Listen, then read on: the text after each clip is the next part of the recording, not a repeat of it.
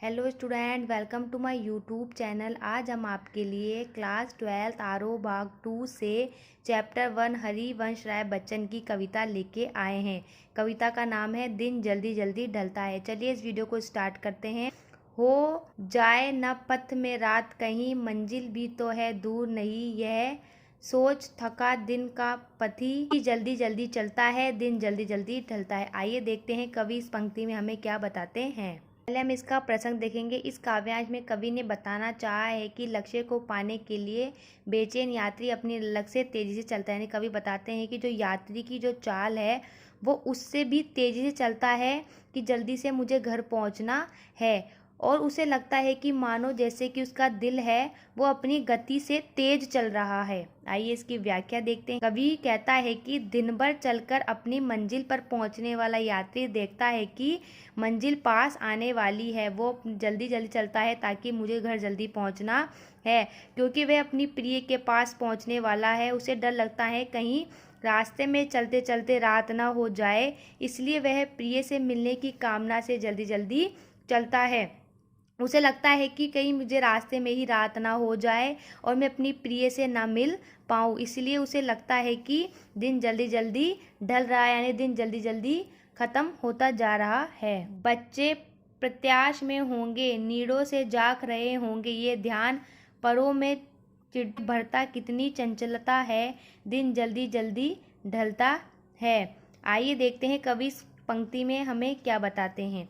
इसकी व्याख्या देते हैं। कवि कहता है एक चिड़िया जब आकाश में उड़ती है अपने घोंसले को छोड़कर, और जब वो अपने घर वापस लौटती है तो वो सोचती है, अपने मन में उसे ख्याल आता है कि मेरे बच्चे मेरा इंतजार कर रहे होंगे, घोंसले में बैठकर बाहर झांक रहे होंगे, मेरी प्रतीक्षा कर रहे होंगे। जैसे ही चिड़िया को ये चिंता सताती है, चिड़िया को लगता है कि मेरे बच्चे मेरा इंतजार कर रहे होंगे, उसकी पंखों की जो गति है वो बहुत तेज हो जाती है। वह तेजी से घोंसले की ओर बढ़ती है, यानी जो वो उड़ती है तो वो और भी तेज उड़ना चाहती है।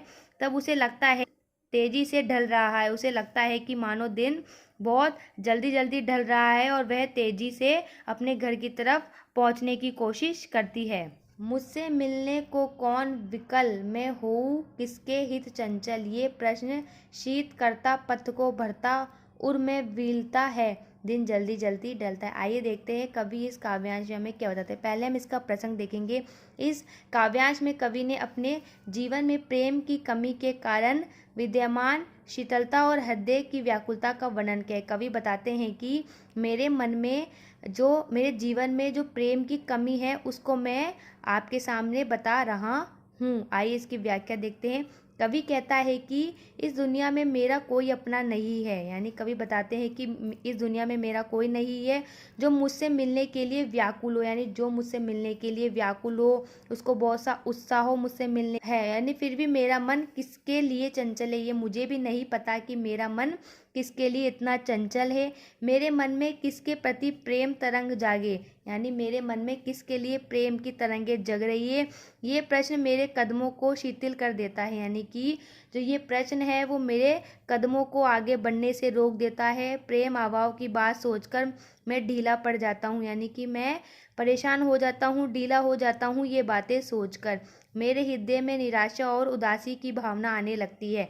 मुझे बहुत ज़्यादा मैं उदासी में रहता हूँ और मुझे बहुत ज़्यादा निराशा की भावना आने लगती है। वह पूर्ण दोहराता है कि दिन शीघ्रता से व्यतीत होता जा रहा है, यानी कि दिन जल्दी जल्दी ढलता चला जा रहा है। ऐसे में उसमें भी अपनी मंजिल, अपने लक्ष्य तक पहुंचने की आतुरता होनी चाहिए, यानी कि उसे लगता है कि मुझे भी अपने घर, अपनी मंजिल, अपने लक्ष्य तक पहुंचने के लिए बहुत जल्दी होनी चाहिए। इन सब में हम एक ही विशेष लिख सकते हैं। आइए इसका विशेष देखते हैं। फर्स्ट, भाषा सरल एवं लयात्मक है। कौन किसके आदि का प्रयोग के कारण प्रश्न अलंकार है। इसके अंदर कौन और किसका प्रयोग किया गया है, इसलिए इसमें प्रश्न अलंकार है। मुझसे मिलने में अनुप्रास अलंकार मौजूद है, यानी कि मुझसे मिलने का जो शब्द इसमें दे रहा है उसके अंदर अनुप्रास अलंकार है। इसमें गेयता का गुण है। Thank you watching my video.